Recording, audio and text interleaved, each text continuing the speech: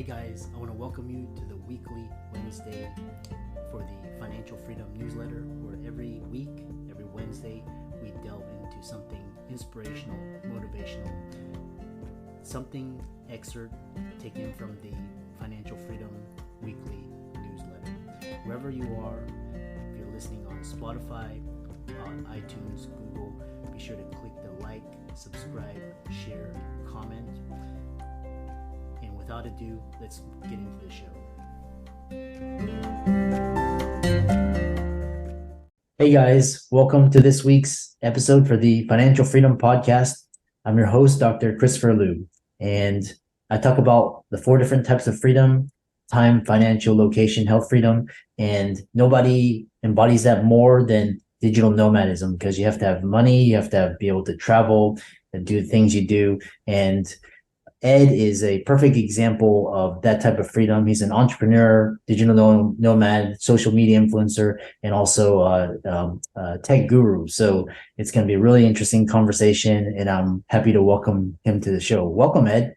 Oh man, that is a flattering intro. Thank you. Yeah. Thank you so much. Yeah, we met through Podmatch, and like I said, I'm always interviewing people on the cutting edge, the leading edge, changing society. So I'm always interested in people's origin stories. So tell us more how you got started and how you came to be.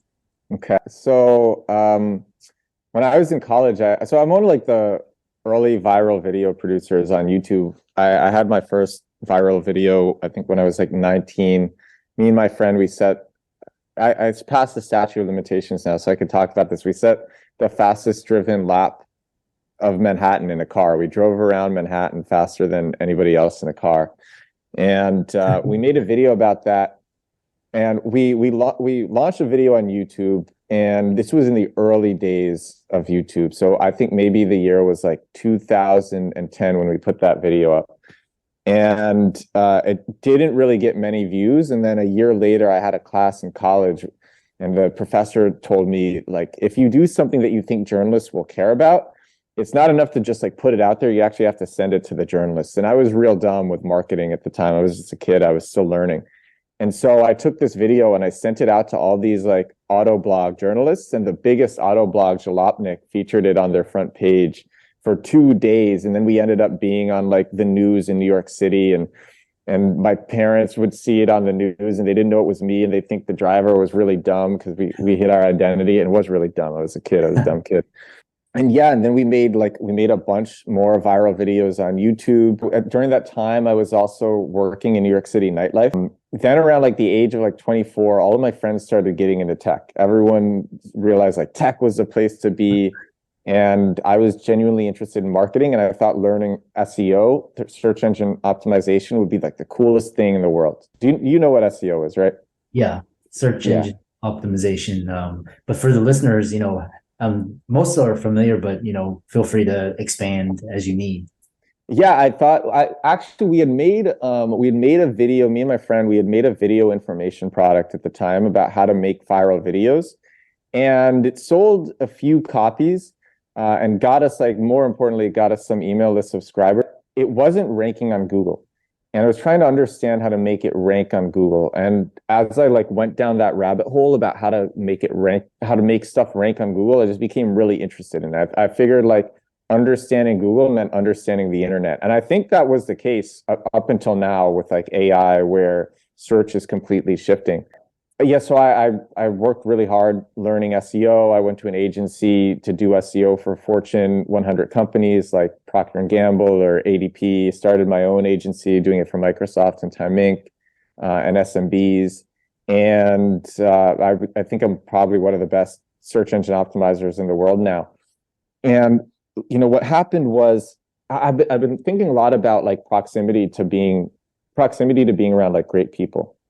Some of my mentors at home in New York, where I'm from, came to me and they're like, Edward, you're one of the best marketers that we know. It'd be really cool to do a crypto project together. And this was in 2017 when these things called ICOs, initial coin offerings, were blowing up. And so they thought by having a guy like me on board, they would make a lot of money. And as it turned out, they were right. Yeah, and so we made the first video game in crypto. We literally invented this genre called play to earn, which has now become a multi-billion-dollar genre in blockchain. We made the first game in that, and it did quite well. And I marketed it very similar to the way that I marketed that driving video. I found crypto influencers, blockchain influencers who I thought would be interested, and I sent it to them. And they featured us for free. A lot of people think like people have to pay for press, but if you find the right people to care about what you're doing, they'll publish it to the right audience, and they won't charge you just because they need content. And yeah, we made that game. I started traveling. That was 4 years ago that I started traveling, and I've lived in like 30 countries. It's been a wild life. So yeah. Now I guess I just crossed 30,000 followers on TikTok. Yeah. All my other channels are growing, and I have 2 other projects as well. I have this one project called reverb.chat, which is a voice recorder where you record your voice and share it with the link. And that one has had over 1 million users. We're getting new customers every day with that who pay us MRR. We're putting in a feature now where users will be able to record their voice and transform it with AI into any famous person's voice. So you can record your voice and then turn it into like Kanye West or something. Actually, I pretend I didn't say that. Until Yanye East, we're using different names. And send it to anyone. I think it could go really viral. And and then another project called Commit Club, which incentivizes people into doing daily challenges that are good for their well-being. Yeah. That's my life. Tell me about your life, Chris. I want to hear about this guy's life. I'm super happy to be talking to you. Well, I'm a physician by training, and I got my financial freedom through real estate, and retired 7 years ago now. But I got early because I went to undergrad with Brian Armstrong, and yeah. So we both went to Rice together, and so we stayed in touch, and that's when I got introduced. Dude, I have a hilarious story about Brian Armstrong. So I lived in Kiev in Ukraine for 2 years. I left literally 10 days before the war started. 10 days after I left, the airport that I flew out of was hit by a missile. It's some wild stuff. But this must have been 6 months or 7 months before the war started. It was summer in Kiev. And a friend from New York was visiting me in Kiev. We were leaving this restaurant, and we walked by this bald dude. And I said to my friend Yuri, I said, Yuri, I'm like, yo, Yuri, that's Brian Armstrong. And he's like, Edward, no, it's not. And I'm like, Yuri, I'm serious. Like, I know what Brian Armstrong looks like. I work in crypto. That's Brian Armstrong. He's like, Edward, what is the founder of Coinbase doing in Kiev? I'm like, no, seriously, that's him. And he's like, you're the worst with faces. And so no, I insisted that it was Brian Armstrong. And I really thought it was Brian Armstrong. And I get closer, and as I'm about to say hi, I realize it's not Brian Armstrong. But he saw me coming anyway, so I had to actually say hi because it would be weird if I turned around. So I'm like, oh, dude, I thought you were Brian Armstrong, and it wasn't. The guy, I think he was like Norwegian or something. Yeah. And I totally thought I was meeting Brian Armstrong in Kiev. Yeah. And I wasn't. But you actually know Brian. But I mean, we went to school together. And then he introduced me to Bitcoin back in 2012. So at that time, it was really revolutionary, and I was like, oh, because everything was moving towards digital payments, and then he started talking about Ethereum in 2017. So got in early, and ever since it's been awesome. So much development in the space, and a lot of creatives, entrepreneurs, of course, a lot of bad actors as well. So we have to educate, the audiences about how to protect themselves. It's great moving from Web 2 into Web 3, and, crypto is part of it. NFTs are part of it. And it's just a whole revolution. Are you aware of the bet, like the viral bet that's going on Twitter right now? It's like the doomsday scenario bet that's going on. From Balaji, I think. Yeah, yes. And then Bitcoin to 1 million in 3 months. Yeah, dude, I was binging on that content last week, or maybe the week before, but I was binging on this, And man, I was spiraling. I was so worried. I mean, I'm still pretty worried. Like, it's hard to imagine the global reserve currency hyperinflating. Yeah. Like, it's really hard to imagine that.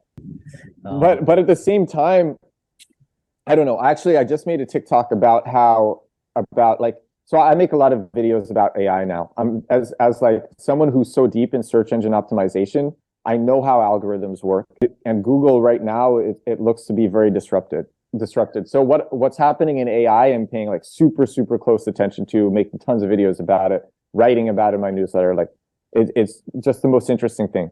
I just made a video about how, like, with this AI arms race going on, a lot of people are saying like the end is near.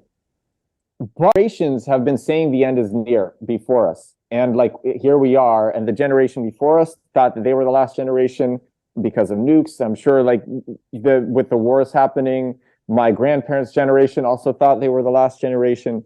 And everyone's been saying the end is near. It really feels like the end is near with AI. I don't know. It like all these black swan predictions, they never end up happening. The scary thing about Balaji is that he did predict COVID. He did predict. That's what's really scary. Yeah. He actually has a great track record for predictions, and people are taking this bet really seriously because, like, he's right about a lot of things, and he thinks that the US dollar is going to be hyperinflated in the next 90 days.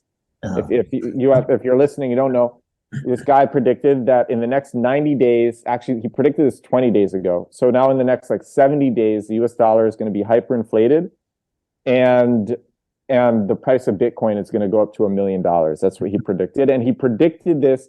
He believes in this so much that he bet someone like $2 million. He gave someone like $2 million of his own money in exchange for 2 Bitcoin or something, or it was like some deal like that. But a lot of people, here's the thing that people aren't really talking about. I think he has most of his net worth in Bitcoin, and his net worth is pretty substantial. So if he moves the price even like a little bit, then he actually makes money. He makes more than 2 million. Tell us what's interesting is tell us about well, one is TikTok, and you say it's one of the best platforms for because you got into viral video marketing, and one of the biggest hacks out there for social people wanting to grow their audience, following, build a brand. Dude, I think TikTok is like it's the biggest cash grab on the internet. Have you made any videos on TikTok? Yeah, I've built a following around 10,000 followers. So I think one of my videos got 60,000 views, and nice. But I see influencers such as you, others utilizing the platform, and it's really interesting, this whole idea of viral shorts. So tell the audience more potential in that. Yeah, so the crazy thing about TikTok, and I was like daunted. I was living in Rome. And for months, people had been telling me to get on TikTok. I lived in all these different places, and for months. So I was living in Romania, and my friends were like, "You should start on TikTok." And I'm like, "I'll do it." Then I was back home in New York for the summer. Tons of people like, "You're really interesting. You should be on TikTok." Then I went back to Bucharest, Romania. Started going on all these podcasts. Hosts were like, "You're great. TikTok is blowing up. You should be on TikTok." And then finally, after Romania, I went to Rome. And I was living in Rome, and I was meeting people at this club that I'm a part of, and one of them had a lot of friends who was on TikTok.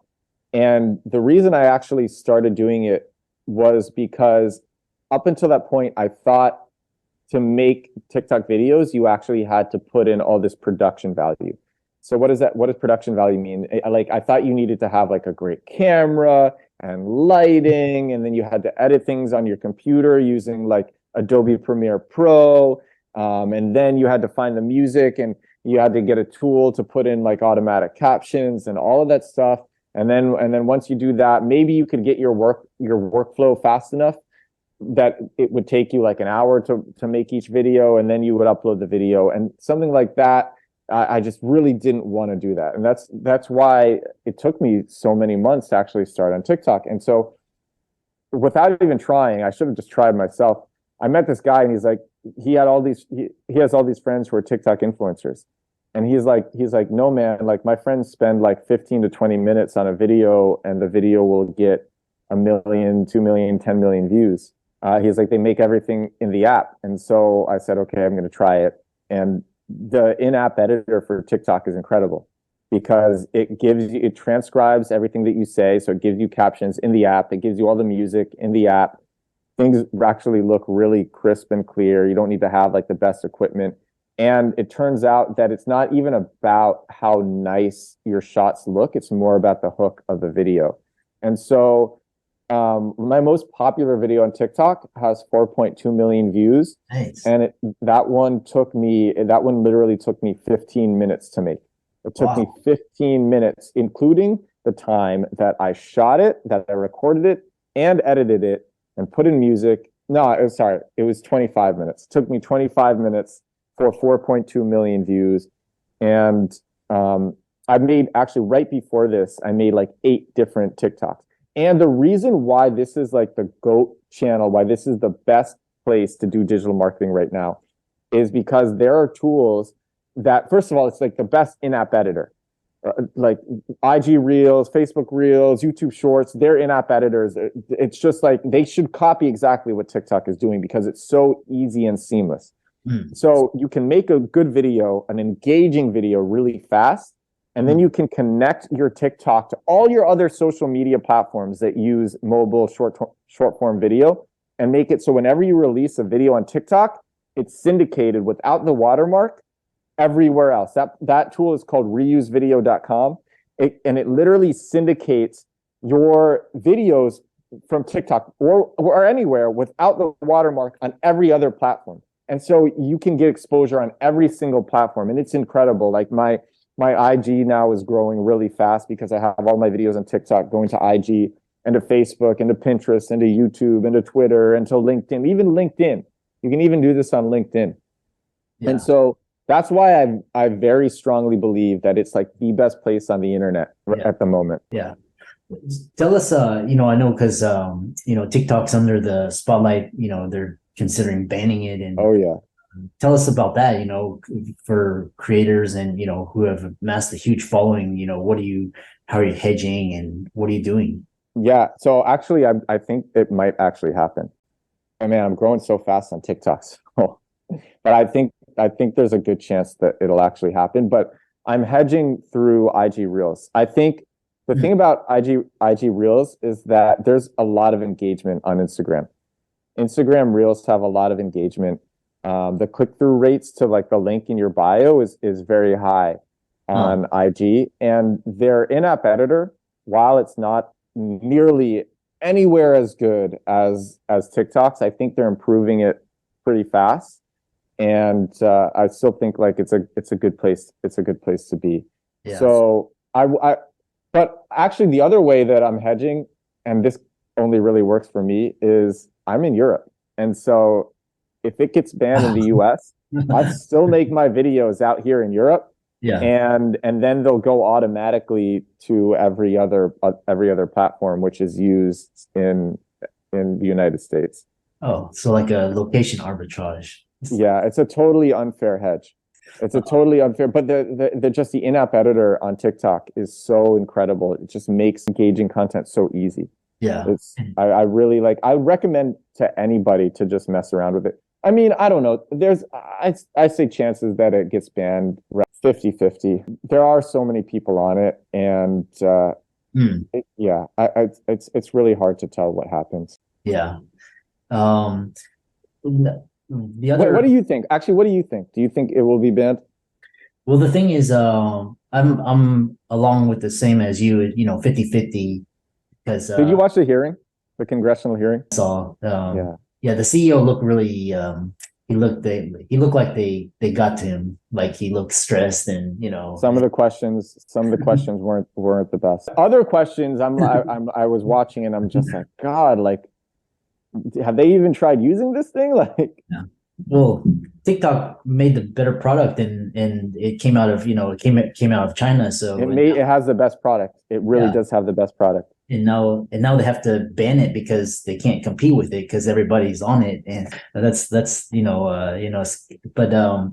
I'm interested in AI because now because really this whole chat GPT and it's going to change search engine optimization, everything from white collar jobs, creatives. Well, I'm curious to get your take on it. Yeah, so Sam Altman, the co-founder of OpenAI, the company behind ChatGPT, he had a good epiphany about what happened. And I think like 30 years ago, this is kind of what he says. Like, and I agree. Like 30 years ago, everyone thought that artificial intelligence was first going to make the blue collar jobs obsolete. The plumbers and the farmers and the mechanics, like those were going to be the first ones to go. And it's really been the opposite. In fact, like people thought the last jobs to go would be the creative jobs. Now, like I've been using Midjourney quite a bit. Midjourney makes the most incredible images using like textual prompts to make images. And obviously ChatGPT can write really great copy. In fact, the developers have had to like dumb ChatGPT down so it will be like more predictable that it's AI. They want to make it so it's worse at passing the Turing test, which is, the test of whether the Turing test says if you can tell that something is AI, then it fails the Turing test. If you can't tell that it's AI, then it passes the Turing test. And the developers behind ChatGPT want to make it fail the Turing test so you can tell that it's AI, so there will be less misinformation out there. So students will use it less for cheating. So people will not generate bogus articles and all these things. And so yeah, I think for like the creative class, it's quite frightening for what it's doing. I think a really good hedge. I think a lot about how to be on the right side of history with AI. I make a lot of content about this. I think a lot about this. If you're doing a startup, focusing on community is really important. Our startup, Reverb.chat, where you record your voice and you share it in the cloud, we have a good community around that, but also just the nature of the app is not one that can be easily disrupted by AI. I think becoming a micro influencer, such like you're doing or like I'm doing, that's a really good way to hedge against AI. But yeah, I mean, like so many, even developers are losing their jobs. And for a long time, people thought like becoming a developer was a safe bet. That was the path to just like having a very comfortable living. I mean, ChatGPT can write really good code now. Yeah. So it's insane, and it's moving so fast. So we launched our product commit club. We launched the second version of it on Product Hunt on December 2nd. Right now I travel between Warsaw and Barcelona. I'm staying with my girlfriend here in Barcelona. And I met her when I was living in Barcelona the first time. And now I'm like crashing in Warsaw and Poland for a bit and coming here. And so I was living in Barcelona at the beginning of December, and we launched our product commit club on Product Hunt, which is the best place for launching technology products. If you have any sort of technology product, you've got to do a Product Hunt launch. It's the best place. Like it's literally used by like the garage startups and the mega corporations. And so we launched on December 2nd, and we were number one for most of the day. And we were going to finish, which is a huge achievement, to come out number one on Product Hunt. And then there was this other product that launched on that same day. No one had heard of it. The emblem like kind of looked boring, and it was this product called ChatGPT. And like no one had heard of this. And actually, it started the day really slow. ChatGPT launched on the same day as us, and it started really slow. And it slowly started to climb. And then by like 2 p.m., it beat us on Product Hunt, and it was number one. And we finished the day at number two. ChatGPT finished the day at number one, but it finished by a landslide. It had like 4 times as many upvotes as us on this platform on Product Hunt. Yeah. And I remember using it on that day, and no one had heard of it because it had just launched. Yeah. And I ended up staying up. I go to sleep now at like 9 or 10, but I stayed up until 4 a.m. using it. And I like wrote in my personal like marketing journal, like, this is the most transformative piece of technology in the last 20 years. This is insane. I think even more than like Bitcoin or blockchain, it's more transformative. Wow. And what's really wild is man, that was 4 months ago. That That was like right? Yeah. 4 or 5 months ago. Man, like look where we are now. Every product is putting AI into it. We have AI in our product, Commit Club, like which uses GPT tech. And so things are like, in fact, with the most recent announcement from ChatGPT, this thing called plugins, which allows you to basically turn any user interface into just like a textual interface where you can tell apps what to do when they connect to each other. So you can like plugins. Have you heard about plugins in ChatGPT? I've heard about it. I need to study more because it just came out, I think, 2 weeks ago, They just came out. It just came out. It's in fact, it's still rolling out. Plugins make it so you can connect like any app that has an API on the internet to each other and just tell them what to do using text commands. So you can say to ChatGPT like, hey ChatGPT, I want to go to I'm in New York City right now. I live in New York City and I want to do a trip to Barcelona in a month. And so find me like a nice hotel or a good Airbnb by La Rambla. Keep it within like this price range.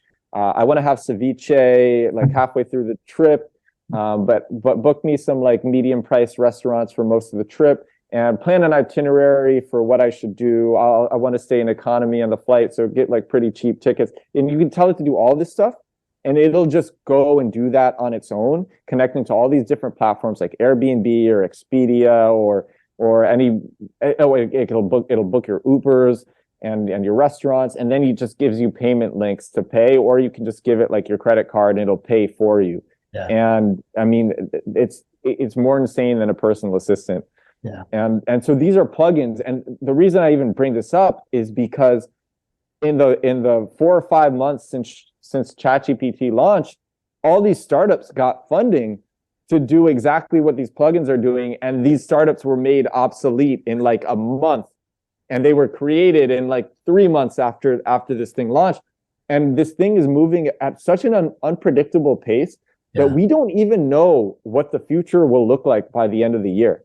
Yeah. We can't even tell what the future will look like with AI by the end of the year. Yeah. It's incredible. And it's also like a lot of people calling out the ban chat, like, oh, of course. Like Elon Musk and Steve Wozniak signed this like moratorium on AI, saying like, okay, like GPT-4 is great, but let's like take a pause and not develop beyond GPT-4 for the next 6 months.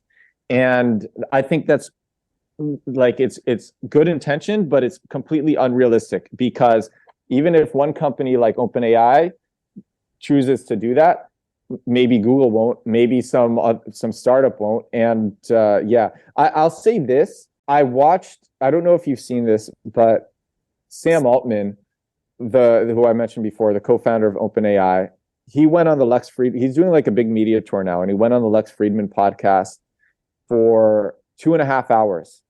And this was only a week and a half or 2 weeks ago.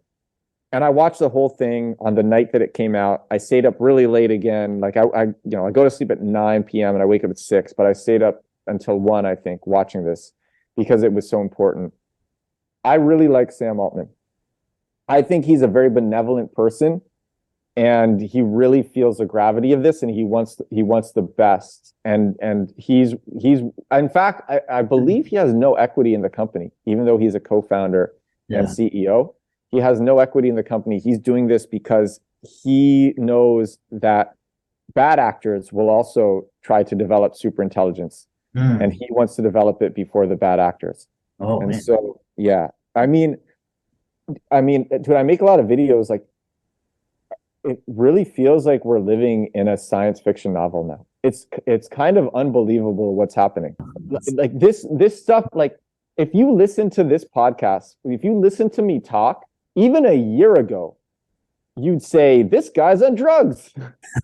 You'd say this guy is on crazy drugs. I can't believe you recorded a podcast on mushrooms. That's what you would say. Yeah. And like, this really feels like a novel. What's happening? How can people contact you and follow you? Check out, especially your I encourage the viewers to check out your TikTok and follow your travels, your experiences, all of that. Oh yeah. On TikTok, I'm build in public, build_in_public. Twitter, I'm show progress. Instagram actually is my favorite channel now because the engagement is really high. So I'm trying to grow my Instagram. So that is edward.builds. That's my handle on Instagram, edward.builds. And then I share all my progress in videos, but I also like write up. I share a lot of things that I can't share in videos in my newsletter. Nice. And to get to that, you can just go to Edwards, and it'll go to my newsletter. Yeah. And for all the listeners out there, let's thank Ed for coming on, really innovating, on the cutting edge, and really thought leader. And be sure to check out his TikTok, which will be in the links and show notes. And with that, thanks so much, Ed. Oh, thank you for having me. This was fun.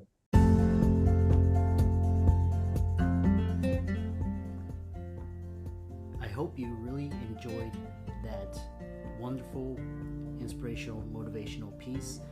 Again, wherever you are listening, if you liked it, be sure to like, comment, share, subscribe.